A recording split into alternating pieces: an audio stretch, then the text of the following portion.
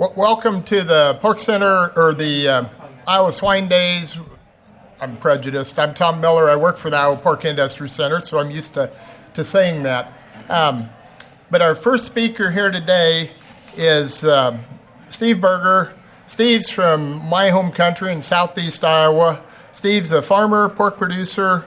After 20 years of continuous no-till, and maybe he'll tell a little story about that, to reduce soil disturbance and erosion on their farm, Steve's family began raising swine to diversify their business and utilize manure as a source of nutrients. He has a wealth of experience using no-till and cover crops in their farming operations, as well as applying swine manure to work within that farming system. So with that, please welcome Steve Berger.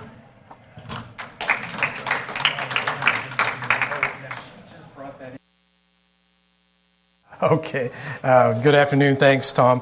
While they're trying to get our slides to come up in advance, I'll just introduce myself again. I farm in southeast Iowa. I'm a corn. And so there's my information. I don't have a card or anything. If you just want to snap a picture of that, come by and see us anytime you'd like. We have a lot of visitors. We like to talk to people about our conservation work that we do in our farm. I'm going to talk to you today about this, managing swine manure as a nutrient source, building soil organic matter, improving soil health and water quality. So basically, we've no-till covered crop for the last 40 to 50 years, and we started growing hogs in the last 10 to 15, and we treat hog manure differently. So when you're managing swine manure, it kind of comes to the point of whose point of view is it? Are you a farmer, a crop farmer trying to use the nutrients, or are you just growing hog manure and you just want to get rid of it? Or are you somebody that's moved from the city and living next door? You have a different point of view on manure. I come from it from the standpoint of a soil scientist. How can we manage our soils, work with the swine manure, and grow good crops? And so I'm more a crop farmer. You know, we've no-till cover crop for the last 40 to 50 years. We just started raising swine in the last 20 years. So I look at it maybe just a little bit differently in a no-till situation. And so just kind of show where I've come from in the background of soil conservation systems, where we have been a no-till cover crop, no tillage at all for the last 50 years. We brought in our pork production in the early 1990s, and so we're trying to find ways to build soil quality, add carbon to the soil. We heard a lot about that this morning. Okay, we're getting feedback. So I'm concerned with the soil quality, trying to add carbon to the soil. We do a lot of surface-applied manure, which is a little bit different. We're doing it because we don't want to disturb the soil, but we're also concerned with water quality. And that's kind of the way, my point of view, the way I'd like to approach it today. The nitrogen cycle, which we see a lot of, and learned a lot about that in college, where we got the manure. We get nitrate is one of the hardest molecules. It's the most elusive molecule, and that's what causes most of the problem with the nitrates in the water. And we're concerned about that. We get the volatilization from the manure, so we're trying to find out what's the best way to apply that manure from a soil organic carbon. One thing, whenever you till the soil, whenever you introduce a piece of iron into the soil, you get oxidation, you get carbon, you're losing your carbon. It comes out as carbon dioxide. So that's how we lose our organic matter. We do a lot of cover crops, and the way we add carbon to the soil, the only way you can do that is through photosynthesis. And so we learned this morning that high school formula, kind of moving from left to right. We're adding carbon dioxide and water, and we're that light energy, and that's how we make that simple sugar getting carbon into the soil. We lose it by tillage. We're oxidizing the carbon out of the soil. And so for years, we've been no-till and adding cover crops to build our soil up. And then through the manure management plans, we're kind of required to work that soil in, where we don't really want to do that so much because of the soil disturbance. But yet we know that there's a lot of regulations and guidelines and reasons why we do want to work that manure in. So that's kind of the challenge or the rub that we have. This is just looking at a grid soil organic matter in the percent on our farm. We're in the Southern Drift Prairie in southern Iowa. So these organic matters will be pretty typical of what you see. You know, you go from the sand spots of the 1.9 down to an old farmstead. It hadn't been there for 50 years, almost up to 5%. But if you would look all the way to the east side, we soil sample the fence row, and you're seeing native type organic matter levels up to 7%. And so when I showed that plow oxidizing the carbon off, whenever you introduce tillage, we've lost about half organic matter through tillage. And so that's what we're trying to show here, where the native fence rows in southern Iowa would run up around 7%. We've about lost half of that. You know, and if I could just summarize my whole program, I don't think we're going to be able to, surface supply manure, as a statewide program on manure. That just wouldn't work out, I don't think, I really like some of the tillage aspects of getting the manure in the ground, but this might be a good compromise. Just some pictures I'd lifted from some applications in Canada and Europe, where we're having not very much disturbance, more of a straight coulter, getting the manure to touch the soil so it's below the surface, but yet not disturbing the soil. To me, that would basically summarize my program. Maybe that's a happy medium of where we could be. There you go, if you want to get a shot of that. And so these were just pictures out of Europe and Canada. And to me, when I look at that looks pretty expensive, And so a lot of dollars, there's a lot of bearings, a lot of things going on there where, surface application could work pretty good. We like the drag hose, from the standpoint of soil compaction on our fields. And again, this just shows the swine operations in Iowa of the ones that have been identified. And each one of those points are going to have a different opinion on how they want to manage manure. In no way is the whole state going to want to even come close to surface supply manure, and that's not going to happen. But each one has a different point of view, a different soil association, a different situation, how they can manage manure. This is just the different soil associations in Iowa, where I'm in southeast Iowa, in the southern drift plain, where we've got a lot more relief. We've got, a lot more hills, a lot more soil erosion that we have to deal with, and so trying to keep the conservation in mind is good. My watershed is the English River. Come to Iowa City, Iowa, and the English River comes out to Grinnell. There are Brownells, the gun factory place there. That would be their parking lot, would be the start of my watershed, in about 620 square miles. And so if we think of watersheds, in watching our nitrate concentrations in our streams is real important to us too. So we're watching it on the back end when we're spreading manure. This just happens to be a chart showing the nitrate concentration by the amount of nitrogen that's put on the farm. So this curve was put in, I think, Jeff Lawler here at Iowa State. So obviously the more nitrogen that farmers apply to the soil, the more nitrates on the y-axis that they find, in water tests, and that would be about right. Those blue lines are lines. They're static here, but they would be going up and down. Those are the nitrate concentrations in the different tile lines that we have on our farm. We have about 7 or 8 that we test through the Iowa Soybean Association on a regular basis, and this kind of shows in the parts per million and where they come out. And some are better than others. We kind of average in that 13 parts per million. The drinking water standard, was 10 parts per million. We got some as low as 3 to 4. And what I've learned is that they basically take on the topography of the ground. A lot of those, like this tile line here, will always test in that 3 to 4 parts per million. It's on the river bottom, drains, about half a mile off the river. Some of these others, there's some other farmers draining into these tiles too, so they got different management systems. But anyway, the important thing is we know our watersheds, we're testing our streams, and we know that, we're going to try to drive those down. That green shaded area kind of represents the area, the amount of nitrogen we apply.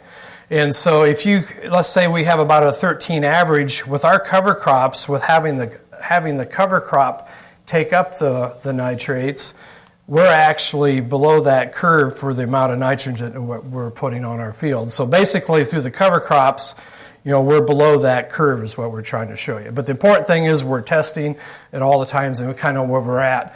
We got started, and I'll tell you a little bit about our farm operation and kind of why we do what we do. We got started back in the 1970s, back when I was in 4-H. This was our extension director, Jim Freer, Iowa State extension director, to encourage us to get involved in the no-till. He had a lot of farmers around the county in Washington County, a big conservation county that got the retail outlets involved and the Soil Conservation Service at that time. So we had a really good group that was really pushing the no-till back in the 1970s to where, gosh, Tom, I would say maybe 50 to 60% of the county was no-tilled for a few years, back in those days. And that was my first experience, planting corn. That was me in the corn planter in my 4-H days, and we were planting into a rye cover crop, and this was before the glyphosate, before Roundup. And so we started in the early days. So we didn't do any tillage. We just planted into stalks. This is my dad out there. And we'd find any way we could to get the crop growing without doing any tillage. To where we're at today, this would be a pretty common sight, planting in the cover crop rye. That's the very same picture about 4 weeks later. You can't even see the cover crop there, Can't even, it's senescent, it's moved on. So we do a lot of work with trying to learn how to set up our planters so we can get good stands and try to maintain high yields that can be competitive with other farms that don't do it. We have monitors in our planters now that can map the down pressure that's put on that planter unit as it goes through the field. These were just taken, we just finished up planting this field 2 weeks ago, if you can believe it. So these are brand new pictures. And this is basically showing the compaction from a drag line situation. This is another field where you can see where we tank the manure on. So you can see the compaction coming out of those row units, and it's measured from a pin right here every, 4 or 5 times a second going through the field. And so it's mapping the down pressure. So we know that, when we're hauling manure, from whether we're drag hosing it on or tanking it on, the type of compaction that's going through the field. Just a typical picture of a side dress applicator. This is a spoke injector that we're injecting liquid 32, and then we happen to be doing a herbicide program. We drill our beans in 10-inch spacings into green rye. Our nitrogen program, I should back up here. This here is really demonstrating the carbon-nitrogen cycle and why a lot of times when you're in a conservation system growing no-till corn and soybeans into rye and cover crop, you'll see corn look like this in no-till situations where it doesn't look very good. It's yellow, it's nitrogen deficient. What this is a simulated flood plain where the flood come up here, drop the corn stalks, and all the microbial action trying to reduce the corn stalks, degrade the corn stalks. To do that, the microbes need nitrogen to degrade the corn stalks here, those extra stalks. And what they're doing, they're stealing it from this corn here. There's not as many stalks here. So basically, this is just an example of a high carbon to nitrogen ratio here, where this corn looks perfectly well. This can be a typical example in no-till where we work with a lot more residue. There's the microbes that are competing against the corn for nitrogen. And so that's why we have to manage this system differently if we got to get more nitrogen to that corn. And so the way I add nitrogen to my farm, let's just say that to produce a bushel of corn, it's going to take 1.6 pounds of nitrogen. So if you're looking at a 250 to 270 bushel corn crop, it's going to take 400 pounds of nitrogen to raise that crop. Now, we're not going to put 400 pounds on ourselves. We're going to get about half of that from the soil. So you'll hear a farmer say, well, it only takes me about 0.8 of a pound or 0.9 of a pound per bushel. Well, he's getting half of that out of his soil. And so the soil organic matter that we talked about earlier, but it still takes about 1.6 pounds per bushel. It's just about where you get it. This just shows the different operations. You start up here in the 1 o'clock position of after harvest in the fall, we'll spread some ammonium sulfate to get some nitrogen out there for the microbes so they can start to degrade the residue. We do have a little bit of turkey manure that we spread. We'll do, like most farmers, we'll apply swine manure in the fall. We'll come back in the spring and add a little bit more nitrogen, AMS, ammonium sulfate. We're getting some sulfur out of that. With the drag hose, we're going to a lot more spring-applied manure. We feel that if we can thread the needle on, avoiding the compaction, we think that that can produce some of our best corn because that we're not losing as much of the manure. Sometimes I add a little bit of weed and feed with my sprayers. I kill the rye off. We're adding nitrogen with the planter and some side dress UAN. So we're not putting on a large amount on every field every year, but this is some of the choices that we can have, and the key is feeding the nitrogen when you need it. We're in an Iowa Swine Day, and the swine manure is a very important part of our operation and how we get it applied. It gets a little bit tricky when you're in a no-till cover crop situation. That's kind of the point of the whole program here. We go up to about 7,000 or 8,000 feet in my county. You can kind of see almost where our farm is located. You see rye in different stages of senescence in the spring of the year. So that's my neighborhood, and where all that rye is the farming operation that we have. And I just think about, you see all the river, you see all the creeks and the streams trying to get to the English River there off to the right that you can't see. But what we're trying to do with that rye cover crop is hold that soil in place and kind of stop the erosion. To me, that's an ideal picture of what we'd like to see. We got a good corn crop established, a good stand that can compete with any corn crop in Washington County in a conventional versus a conventional tillage. But we also have that cover out there. If I got a 3 or 4 inch rain on that, which we seem to get a lot, we would be able to hold the soil together pretty good. So that's kind of my goal, what I'd like to see. I like to see a little bit of a rye cover crop. Again, we're not doing any tillage. So now you start to see why the surface application seems a little bit more intriguing to me than it might be another farmer because we don't like to do any tillage. I pulled this off of Bing Maps, the bird's eye view. So this is I didn't take this picture, but this is one of our fields involved. You can obviously see the green rye cover crop in this management system. Here's another management system, a sometimes no-till field. This here's another one, a sometimes no-till field, and this is a fourth one. So there's about 4 different management systems there.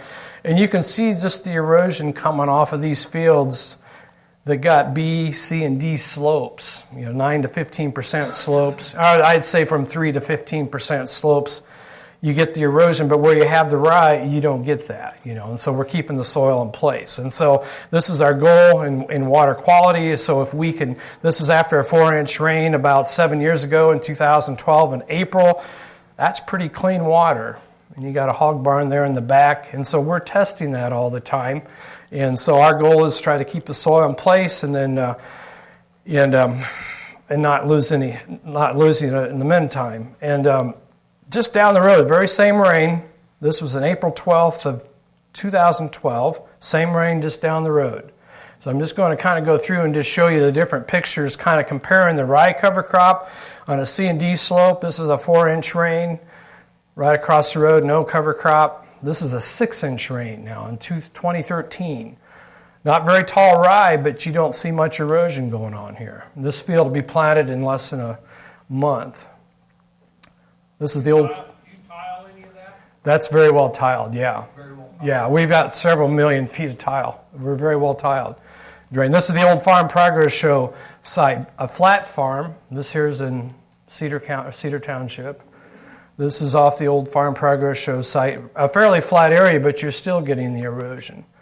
This is a 6-inch rain in D-slope soil. Not very tall rye. It's been senesced. We're getting a little bit of erosion there. Just south of Williamsburg in a heavy rain, you can actually see the kernels of corn. And you kind of just see the erosion. I'll go through it. So the point is, where we have cover, we can hold the soil. So we get that. So we're not doing much tillage. The rye just seems to do a really good job. This is an organic farm north of Kelowna. So you kind of see the picture here. And the one I like here, if you look at this really close, what do you see? You see kind of a brown streak there in the middle? It's pretty clean coming off of that, off the sides. There on top of the hill, a no-till farm guy still used the vertical till. Just run a vertical till through there. That's where that's coming off of. I took that picture right there. I'm right there. Up the waterway, there's 40 acres there in about a 250-acre field. A good no-till farmer, but he just used a vertical till machine, just a coulter. This is a vertical till machine. And all it was doing was just working down the stalk slightly, really not doing much, but that's what you're seeing coming off a vertical tillage machine. And so a lot of your swine manure applicators are kind of the same way. And so there again, that's where I tend to favor more of a surface application, because anytime you disturb the soil, one, you're going to oxidize the carbon off, you're going to lose your organic matter, and then you're also going to loosen that soil that it can erode. Another heavy rain from a tillage system. I just turned 180 degrees on a rye cover crop, 2 or 3 inch rain in a matter of an hour. There's no water sitting on top there. We had really good infiltration. And so you can see in situations like this where, if I did surface apply manure, that manure would get away much quicker than you might think. And so these were taken by my soil scientist, Jason Steele, who works out of the Fairfield office in Jefferson County, took these pictures, sent them off to Kathy Woida, who is the state geologist. And these are microscopic pictures comparing a long-term rye cover crop field versus a conventionally heavily tilled field, like in Washington County, off of some of the nicest ground. And so what you're seeing there is basically a lot better soil structure, more pore space, infiltration rates. And so you can think about, if you were applying 6,000 to 7,000 gallons of like a nursery manure, which one would infiltrate better? This is what I'm thinking about there. So in our hog operations that kind of come to being here about 20 to 30 years after no-till, it was kind of a tough thing to think we're going to have to start working some of these fields again, and so we had to kind of think our way through it. There's some different, single disc openers. This is the Yetter Avenger single disc. Also, spreading manure with a tank. Compaction was a concern of mine, and so we tried to find the smallest tank we could find, with the most axles, so we wouldn't have as much soil compaction. And that was a pretty typical picture for several years of going into a rye cover crop. Not too much of a disturbance there. There's another farmer that won the environmental award in the National Hog Farmer, Jeff Fry and his wife Sue, out in Pennsylvania. Got to be good friends with them over the years. He also surface applied manure. Was an environmental award winner with the hog producers back in 2012, I believe. And so I went out to visit Jeff and Sue a few years ago, spoke at their farm for the Pennsylvania No-Till Alliance, but he was recognized for his conservation efforts of surface applying manure. And so these are just some of the pictures that we've done. We do a lot of contract spreading manure, so we get people that come in with drag hoses, different setups, and some are disturb the soil more than others, and it got down to where let's just raise that bar up and let's just surface apply it. And I guess my thought is that most of that's being infiltrated. We try to spread it late in the year so the volatilization isn't as great. And I mean late in the year is like in November when it's colder, or the spring of the year, so we're doing a lot more. We do inject some manure. This got injected on the 10th, and then we drilled rye about 5 days later, so we do a lot of that. This is a neighbor kid that he does a lot of contract hauling for us. A lot of times we just have him lift those up. I think that disturbs the soil quite a bit, but that was one of my problems there. I thought we were getting too much soil disturbance. That's a picture, on a B slope, we could get a lot of erosion going down there. So here's another one. Wasn't very impressed with that job. So for that reason, a lot of times I just say lift the injectors up and let's spread it on top. We're going to get a lot more, I think, in the soil.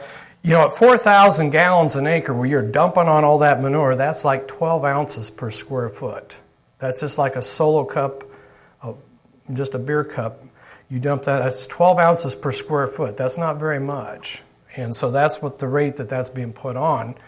And we got a rain right after, and 100% of that went in the ground. Now, if you drop the injectors in, you're going to be subject to soil washing away, and you're going to get that erosion. And so that's one of the reasons we do like to do that. This here is 7,000 gallons an acre of nursery manure, and we're drilling right behind it. There's 3 tanks hauling to it. So this is basically showing the infiltration that we can get on long-term no-till fields. Right below there is the tile line that we tested, had the 3 parts per million of nitrates in the tile water. He's right directly on top of that tile line. So I don't think the management practice affects the tile line nitrates as much as maybe what the geography of the tile line. There again, 7,000 gallons an acre will be able to soak in a lot of our fields that have been no-till cover crop for many, many years. Where you haven't done that, that isn't going to work too well until you get your soil structure, until you get your pore space developed. And this was back, about 20 years ago, where we were surface applying manure into rye. You can see the strips of the rye taking the nitrogen up. We're fixing that here. We can see where some injectors were plugged. So we do know that we're getting uptake in the rye. There's just the pictures of our sample containers. We sample every 2 hours. Whoever's hauling manure, we just give them a box of containers and just sample every 2 hours. So we know that there's differences, by barn a lot of times. So at least we know what we're getting in our samples. We're sending them off to a lab, and for another day, we could go through and discuss, what our amount of nitrogen per 1,000 gallons. Let's just say it varies quite a bit. Here we're getting a trend downward. Tom, I think, in a nitrogen or potash, I think that's water getting in the pit, either inside the building or outside the building. Although the phosphorus, I would say that's probably a phytase feed issue there. Dr.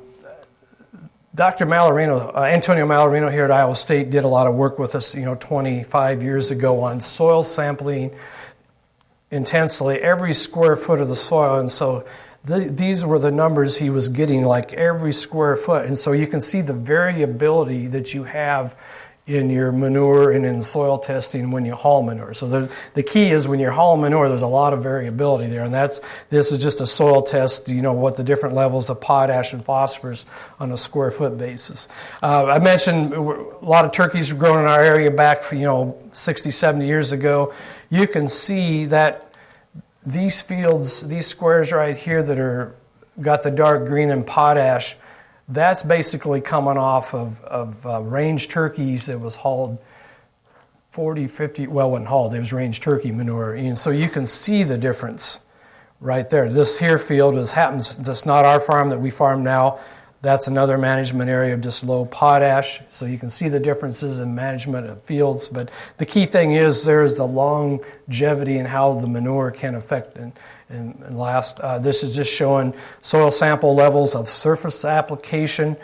You do a 6-inch sample of a farm, it's showing low in potash, but there's quite a bit of it in the top 2 inches. So obviously, if you're surface applying more, you're going to have more of your nutrients up there on top. And so I kind of went through that in a hurry, but I guess the main point to the way I look at it is we approach it looking at it from the soil standpoint of trying to grow our organic matter, fixing carbon through photosynthesis with our rye cover crop. We heard a lot about that this morning from Frank, where we want to basically make a carbon sink. And the only way you do that is, through cover crops, and the way you lose is through tillage. And so we look at, spreading manure quite differently than a lot of people would, but we think when you have a long-term cover crop field, your soils react differently, your infiltration tends to be higher, and a lot more of that manure gets away. The one trick is the volatilization issue. And I think a lot of the volatility is where the nitrogen gets away from surface application, whether you're using like urea or hog manure, the ammonia. A lot of that, I think, is residue related. Anything that lands on residue and corn stalks will tend to volatilize away. So I think the key is if we can get that manure or the nitrogen touching soil, that we can get that fixed in there and keep it. And so we're trying to also do more manure applications in the spring. In a long-term cover crop no-till system, your fields tend to be more solid. You don't sink away as much, and so we feel that we can, with the right cover crop, we can do a lot more manure application in the spring, and that we think that's some of our better corn. And so I'll just stop it there, and I'd be glad to entertain any questions. I would welcome anybody, if you want to come visit, bring a spade, walk the fields, kind of check things out. I would welcome that. So. One thing, Steve, just because I work with you, the variation in samples that we get out of your pits. And you talked a little bit about water, but it is amazing. So when I'm talking to a cattle producer, I talk about how many tons of manure are you putting on per acre. And when I talk to a pork producer, I talk about how many, what's your test of your manure pit. And yours, you have really good testing results. We've changed how you do it through the years. But the variation from one building to another, same feed. Well, the big thing, Tom's right, that there is a lot of variability. We haul from a lot of neighbors' barns or drag hose, and so we're working out of a lot of different barns. And so the variability from one barn to the next is vastly different, whether it's based on diet, or the amount of water in the pit, or I don't know how many other variables, but the key thing is test. Just start sampling, and so that's why we're testing every couple hours, so we can take that. So how many years worth of testing? Because you do a really good job. We've changed the way you test through the years. But how many years of testing do you have? Well, since the start. Now we started raising hogs back in about 93, so we were kind of late to it.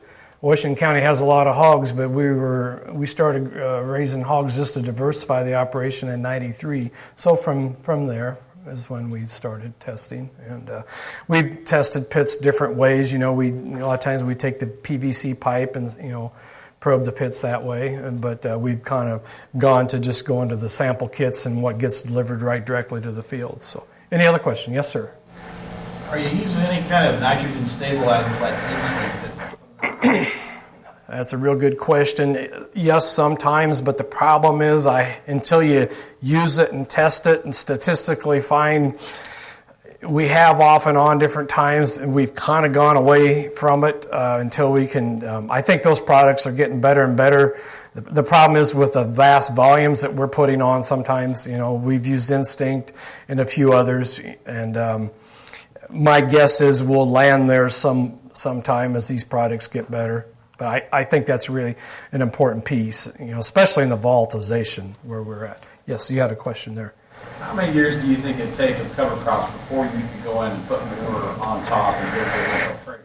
Oh, if I use an Ohio State study out of the agronomy, I think if you start no-tilling, they think it takes about 7 to 9 years to get your soil changed over from an Ohio State study. And if you use cover crops where you get the microbial action changed, maybe 3 to 5 years, that would be the closest I could get to a statistical study that I think Randall Reeder, and I can't think of the other gentleman out there, but the cover crop is a real big piece in that. It really helps. I didn't put my yields up there, but we're about 20% above the county average. I think we averaged 265 last year on a 70 CSR farm. I think and our bean yields are about 13 to 15% above average. So we're very yield focused. We're not giving anything up into the no-till cover crop.